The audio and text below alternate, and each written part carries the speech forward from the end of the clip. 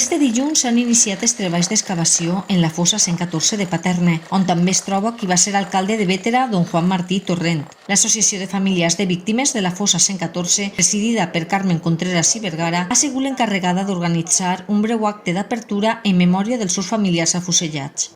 A l'acte han sigut convidats alguns alcaldes i alcaldesses del municipi que compten amb víctimes en la fossa independentment del seu color polític.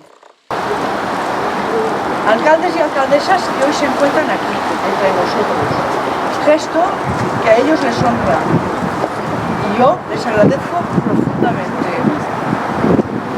Gesto de concordia que ayuda realmente a que se empiecen a cerrar heridas. A l'esdeveniment també han acudit la consellera Rosa Pérez Galijo, la diputada Mercedes Caballero, el diputat de Memòria Històrica Ramiro Rivera i el coordinador del grup de Memòria Històrica Matías Alonso. Els treballs d'exhumació estan finançats íntegrament per la Diputació de València amb 382.000 euros. L'empresa encarregada de realitzar els treballs és Arqueo Antro.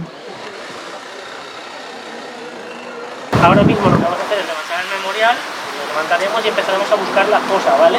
La estructura donde nos entierran y a partir de ahí ya nos centraremos exclusivamente en la fosa.